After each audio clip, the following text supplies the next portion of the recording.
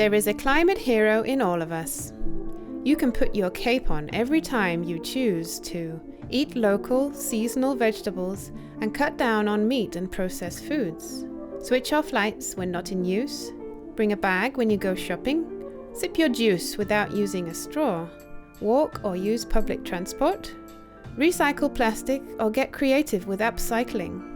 And stand up against activities that pollute the environment in your neighborhood, school, city, or country. Kids like you can and have made a difference in the world. Take Swedish climate activist Greta Thunberg, for example. She was only 8 when she first heard about climate change.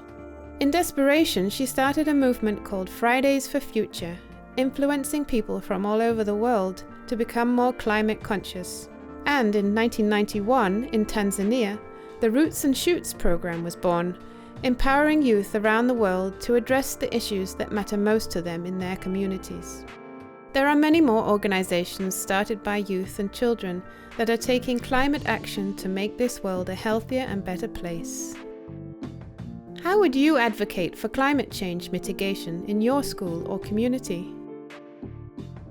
What actions can you take to make your community more resilient to climate change?